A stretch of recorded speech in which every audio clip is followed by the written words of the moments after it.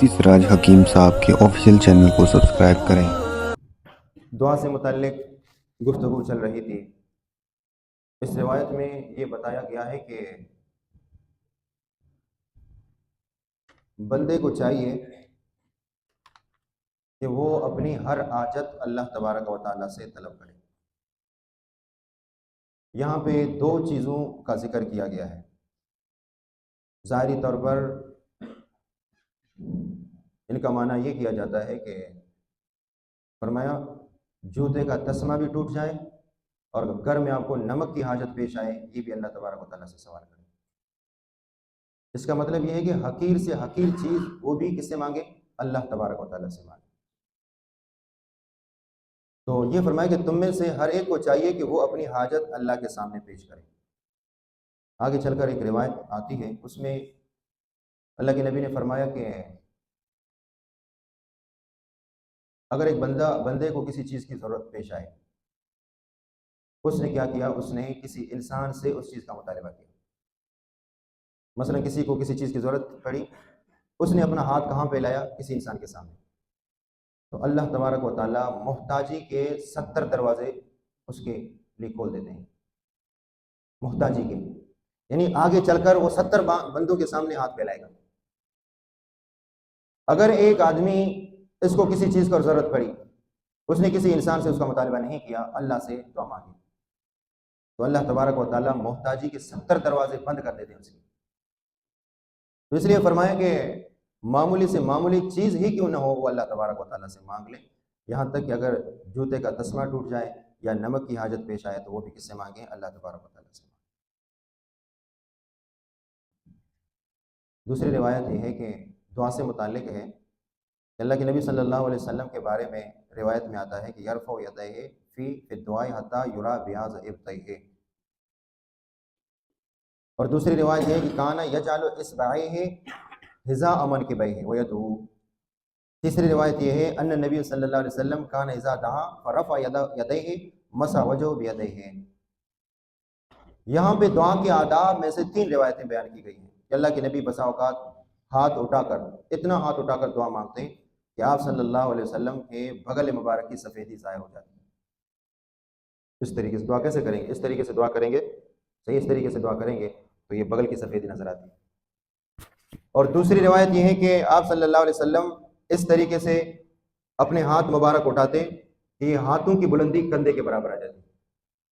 یہ دیکھیں یہاں تک اتنی گنجائش ہے، اتنی گنجائش ہے، اتنی بھی گنجائش ہے، آپ اسے پھیلائیں، کیونکہ بغل کی سفیدی تب ظاہر ہوگی کہ جب آپ ہاتھ اتنا پھیلائیں کہ ہاتھ یہاں بغل سے دور رہیں، ایسے تو بغلوں کی سفیدی نظر نہیں آئے گی۔ تو اللہ کے نبی اس طریقے سے دعا مانگتے کہ سامنے والے کو اللہ کے نبی کی یہ والا حصہ نظر آتا، کیونکہ آپ صلی اللہ علیہ وسلم قمیص پسند فرماتے، اللہ ماشاء اللہ بسا اوقات قمیص پہنا بھی ہے، لیکن اکثر اللہ کے نبی یعنی چادر باندھتے تھے۔ آپ نے دیکھا ہوگا کہ حاجی حج کے لیے جاتے ہیں، معتمر عمرے کے لیے چلے جاتے ہیں تو چادر اوڑھتے ہیں، تو آپ صلی اللہ علیہ وسلم اس طریقے سے چادر اوڑھتے تھے کہ دعا کرتے وقت بغل کی سفیدی بھی ظاہر ہو جاتی۔ اور دوسری روایت میں یہ ہے کہ آپ صلی اللہ علیہ وسلم اس طریقے سے ہاتھ اٹھاتے کہ یہ ہاتھ سینے کے برابر بالکل آتے۔ اور تیسری روایت یہ ہے کہ آپ صلی اللہ علیہ وسلم دعا کے بعد اپنی ہتھیلیوں کو چہرے پر مسح فرماتے۔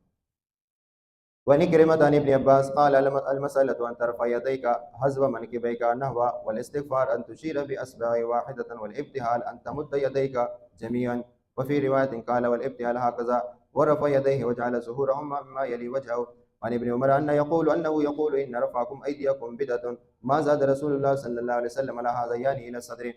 اچھا یہاں پہ عبداللہ بن عمر رضی اللہ تعالیٰ عنہ فرماتے ہیں اس سے اوپر اٹھانا ہاتھوں کا وہ ناجائز ہے، وہ بدعت ہے، آپ صلی اللہ علیہ وسلم نے اس سے زیادہ ہاتھ نہیں اٹھائے۔ کہاں تک اٹھائے؟ یعنی اتنا اٹھائے کہ یہ ہاتھ بالکل کندھے کے برابر، سینے کے برابر آ جائے، اس سے زیادہ اللہ کے نبی نے ہاتھ نہیں اٹھائے۔ مثلا اگر ایک آدمی اس طریقے سے ہاتھ اٹھائے، اس طریقے سے ہاتھ اٹھائے یعنی سینے سے سر سے اوپر کرے تو وہ پھر بدعت کے زمرے میں آ جاتا ہے، وہ اللہ کے نبی سے ثابت نہیں ہے۔ بات سمجھ میں آ گئی نہیں آ گئی؟ یعنی یہاں تک ثابت ہے کہ آپ کے ہاتھ بالکل سینے کے برابر آ جائے یا کندھے کے برابر آ جائے، اس سے اوپر نہ ہو۔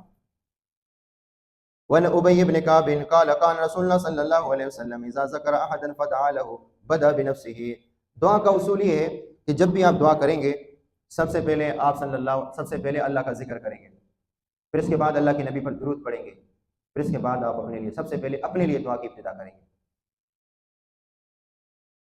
ایک آدمی آیا، اللہ کے نبی بیٹھے ہوئے تشریف فرماتے ہیں کہ اس نے نماز پڑھی، نماز کے فوراً بعد درود پڑھ کر دعا مانگنا شروع کیا۔ آپ صلی اللہ علیہ وسلم نے ارشاد فرمایا تم نے بہت جلدی کی ہے۔ پھر ایک اور آدمی آیا، اس نے نماز پڑھی، نماز کے بعد اللہ کا ذکر کیا، پھر درود شریف پڑھا۔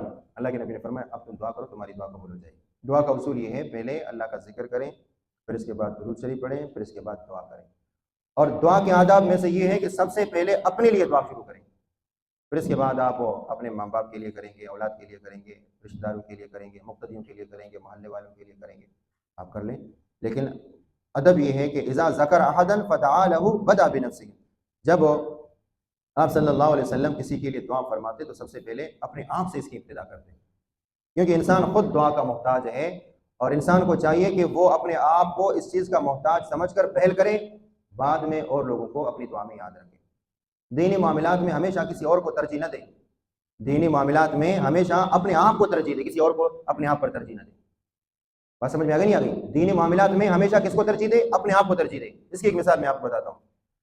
اس کی مثال یہ ہے کہ بسا اوقات آپ نے دیکھا ہوگا کہ پہلی صف میں لوگ کھڑے ہیں جماعت کے لیے، پہلی صف میں لوگ جماعت کے لیے کھڑے ہیں، بعد میں کوئی بندہ آیا، کوئی جاننے والا ہو، کوئی بڑا آدمی ہو، تو اگلی صف میں لوگ کیا کرتے ہیں؟ اپنی جگہ چھوڑ کے پیچھے چلے جاتے ہیں اور پیچھے والے شخص کو اپنی جگہ پر کھڑا کر دیتے ہیں۔ یہ درست نہیں ہے۔ بات سمجھ میں آئی نہیں آئی؟ آپ پہلی صف میں کھڑے ہو تو آپ سب سے زیادہ اس کے مستحق ہو، ثواب کے زیادہ مستحق ہو۔ آپ کے پیچھے جانے کا مقصد یہ ہے کہ مجھے اتنے ثواب کی ضرورت نہیں ہے، آپ آ جائیں میری جگہ پر قبضہ کریں۔ حالانکہ آپ سب سے پہلے آئے ہو تو آپ حق بنتا ہے کہ ثواب کے زیادہ مستحق آپ ہو۔ اگر اس بندے کو ثواب زیادہ چاہیے تھا نا، وہ آپ سے پہلے آ جاتا۔ دینی ہاں دنیاوی معاملات میں کسی کو ترجیح دے دیں، مثلا دنیاوی معاملات میں کھانا کم ہے، آپ کسی اور کو ترجیح دے دیں۔ جہاں پہ جگہ نہیں ہو بیٹھنے کی، عام بیٹھنے کی مجلس ہے، جگہ نہیں، آپ کسی اور کو جگہ دے دو۔ لیکن جہاں پہ نماز کی جگہ ہے، یہاں پہ دینی معاملات ہے، یہاں پہ ہر ایک کو زیادہ ضرورت ہے کہ وہ ثواب کمائے، تو لہٰذا آپ ثواب کو چھوڑ کر کسی اور کو ترجیح نہ دیں۔ آپ سب سے زیادہ مستحق ہیں کہ آپ پہلی صف میں شامل ہو جائیں، کیونکہ آپ سب سے پہلے آئے۔ تو اسی طرح یہاں فرمایا کہ دعا میں انسان سب سے پہلے اپنے آپ کو ترجیح دے دے، اپنا ذکر کرے، پھر اس کے بعد موقع ملے انسان کسی اور کے لیے بھی دعا کر دے۔ اسی طرح دیکھیں بہت سارے لوگ قربانی کرتے ہیں، کہتے ہیں اس سال ہم اپنے لیے قربانی کریں گے، اگلے سال اپنی ماں کے لیے، پھر باپ کے لیے، پھر فلاں کے لیے۔ یہ غلط ہے۔ اگر اللہ تبارک و تعالیٰ نے آپ کو صاحب حیثیت بنائے تو ہر سال آپ پر قربانی واجب ہے، ٹھیک ہے؟ ہر سال آپ پر قربانی واجب ہے۔ اگر اس کے علاوہ اللہ نے آپ کو توفیق دی، ماں کے لیے بھی کر دو، باپ کے لیے بھی کر دو۔ ایسا نہیں کہ ایک سال اپنے لیے دوسرے سال باپ کے لیے۔ اگر وہ فوت شدہ والدین ہیں ان کے لیے قربانی کرنا آپ پر واجب نہیں ہے، نفل ہے۔ لیکن آپ اگر مالدار ہیں، آپ پر قربانی کرنا واجب ہے۔ آپ نے واجب کو چھوڑ کر نفل کی طرف متوجہ ہو گئے، ایسا نہیں ہوگا۔ آپ ہر سال آپ کریں اگر آپ صاحب استطاعت ہیں۔ تو آگے فرمایا کہ وَنَبِي سعید الخدری ان النبی صلی اللہ علیہ وسلم قال ما من مسلم يدعو بدعوة ليس فيها اسم ولا قطيعة رحم الا آتاه الله بها الا احدى ثلاث۔ جب بھی کوئی انسان دعا مانگتا ہے، شرط یہ ہے کہ وہ گناہ کا کام نہ ہو، شرط یہ کہ وہ گناہ کا کام نہ ہو۔ لازم نہیں، ضروری نہیں کہ اللہ تبارک و تعالیٰ نے فرمایا کہ جو چیز مانگنا ہے مجھ سے مانگو۔ اب ایک آدمی کے بارے میں مشہور تھا کہ اس کو چرس اتنا پسند تھا، اتنا پسند تھا، اس کے گھر کے سامنے ایک پہاڑ تھا، اللہ تبارک و تعالیٰ اس پہاڑ کو چرس بناؤ، اے اللہ تبارک و تعالیٰ اس پہاڑ کو چرس بناؤ۔ یہ تو گناہ کا کام ہے، تو ایسی دعائیں قبول نہیں ہوتی ہیں۔ ہر وہ دعا جو کیا ہو، جائز ہو، آپ کے دنیا سے متعلق ہو، آپ کی آخرت سے متعلق ہو، ایسی دعائیں قبول ہوتی ہیں۔ اللہ تبارک و تعالیٰ سے ایسے گناہ کے کام اگر کوئی چیز مانگے تو اس کو اللہ تبارک قبول نہیں فرمائے، بلکہ اس سے الٹا انسان کو گناہ ملے گا۔ ولا قطیعۃ رحم، اور اسی طرح قطع رحمی نہ ہو، تو ضرور اللہ تبارک و تعالیٰ تین چیزوں میں سے کوئی ایک چیز اس کو عطا کرتے ہیں۔ ایک انسان جب دعا مانگتا ہے نا تو اللہ تبارک و تعالیٰ ضرور تین چیزوں میں سے کوئی ایک چیز اس کو عطا کرتے ہیں۔ نمبر ایک، یا تو اللہ تبارک و تعالیٰ جو وہ مانگ رہا ہے اللہ وہی چیز دے دیتے ہیں، جو وہ مانگ رہا ہے اللہ تبارک و تعالیٰ وہی چیز اس کو عطا کرتے ہیں۔ نمبر دو، وَإِمَّا أَن يُدَّخِرَ لَهُ فِي الْآخِرَةِ، یا اللہ تبارک و تعالیٰ وہ چیز اس کو دنیا میں نہیں دیتے، کیونکہ دے ہو سکتا ہے اس کے لیے وہ چیز نقصان دہ ہو، تو اسی کا ثواب، اس دعا کا ثواب آخرت میں اس کو دے دیتے ہیں۔ قیامت کا دن ہوگا، انسان اپنے دعاؤں کا ثواب دیکھ لے گا کہ اللہ تبارک و تعالیٰ نے اتنی دعائیں مانگی، اتنی دعائیں مانگی، دنیا میں تو میری کم دعائیں قبول ہو گئی، تو اللہ تبارک و تعالیٰ وہ دعائیں سب ان کے سامنے رکھتے ہیں، ان کا ثواب لے لو۔ دعائیں میں نے قبول نہیں کی ہیں نا، ان کا ثواب ہم نے رکھا ہے، تو وہ یہ تمنا کرے گا کہ کاش میری ایک دعا بھی قبول نہ ہوتی، کتنا ثواب ہے دعا۔ تو اللہ تبارک و تعالیٰ یا تو آخرت کا ذخیرہ کر کے اس کو ثواب دے گی۔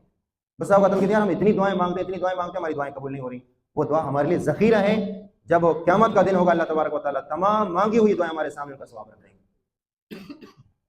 اور نمبر تین، وَإِمَّا أَن يَصْرِفَ عَنْهُ مِنَ السُّوءِ مِثْلَهَا، یا اللہ تبارک و تعالیٰ اس دعا کو اس طریقے سے قبول کریں گے کہ اسے کوئی آفت مصیبت ڈال دیتے ہیں۔ قالوا اذن نکثر، صحابہ نے کہا پھر تو ہم بہت زیادہ دعا مانگتے ہیں، پھر تو ہم بہت زیادہ دعا مانگتے ہیں۔ کیوں؟ یا تو ہماری دعا قبول ہوگی، یا اس کا ہمیں ثواب ملے گا، یا تو ہماری مصیبت ٹل جائے گی۔ ہمیں تو تینوں چیزوں کی ضرورت ہے، تو لہٰذا ہم دعا زیادہ مانگیں گے۔ اذن نکثر، ہم دعا زیادہ مانگیں گے۔ تو اللہ کے نبی نے فرمایا تو اللہ بھی تمہیں بہت زیادہ دے گا، آپ بہت زیادہ دعا مانگیں گے تو اللہ بھی بہت زیادہ عطا کریں گے۔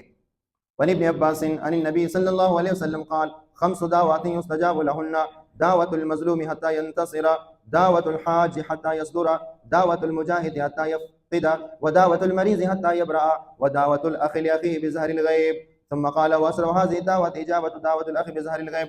آپ صلی اللہ علیہ وسلم نے فرمایا 5 دعائیں بہت جلد قبول ہوں گی، بہت زیادہ قبول ہوں گی۔ دعوت المظلوم حتى ينتصر، مظلوم کی دعا قبول ہوگی، یعنی مظلوم کی دعا کا مطلب مظلوم کی بد دعا۔ ایک آدمی مظلوم ہے، سامنے والا بندہ ظالم ہے، انتقام نہیں لے سکتا، بدلہ نہیں لے سکتا، وہ اللہ تبارک و تعالیٰ کے سامنے عرض پیش کرتا ہے، دعا کرتا ہے، تو اللہ تبارک و تعالیٰ اس سے اس کا بدلہ لے لیتے ہیں۔ انا لننصر رسلنا والذین آمنوا فی الحیات الدنیا، اللہ تبارک و تعالیٰ فرماتے ہیں کہ ہم نے رسولوں کی بھی مدد کی، ہم رسولوں کی مدد کرتے ہیں اور ہم مومنوں کی مدد کرتے ہیں اس دنیا میں بھی۔ لیکن جن لوگوں نے، کافروں نے، ظالموں نے انبیاء کو ستایا، مسلمانوں کو ستایا، اللہ تبارک و تعالیٰ نے ان کی موجودگی میں ان ظالموں کا خاتمہ کیا ہے، یا اگر ان کی موجودگی میں خاتمہ نہ کیا، ان کی شہادت کے بعد بھی اللہ تبارک و تعالیٰ نے ظالموں کو چھوڑا نہیں۔ تو فرمایا کہ اس وقت تک اللہ تبارک و تعالیٰ مظلوم کی بد دعا کو قبول کریں گے یہاں تک کہ وہ خود انتقام نہ لے، خود بدلہ نہ لے۔ جب خود بدلہ لے گا تو اللہ تبارک و تعالیٰ فرماتے ہیں تم نے میری مدد تو طلب نہیں کی، تم اپنا بدلہ خود لے رہے ہو۔ لیکن ایک صحابی صدیق اکبر کا واقعہ آتا ہے کہ صدیق اکبر رضی اللہ تعالیٰ عنہ کو ایک بندہ بہت برا بلا کہہ رہا تھا، آپ صلی اللہ علیہ وسلم بھی اس مجلس میں موجود تھے، تو بہت زیادہ برا بلا کہا صدیق اکبر کو۔ صدیق اکبر نے جواب نہیں دیا۔ آخر میں صدیق اکبر رضی اللہ تعالیٰ عنہ نے صرف ایک جملے میں جواب دیا، بس ایک جملے میں جواب دیا، تو آپ صلی اللہ علیہ وسلم وہاں سے چلے گئے۔ تو صدیق اکبر نے کہا اللہ کے نبی یہ مسلسل مجھے برا بلا کہہ رہا تھا، آپ تشریف فرما دیں، اور میں نے صرف ایک جملے میں بدلہ لے لیا اور آپ چلے گئے۔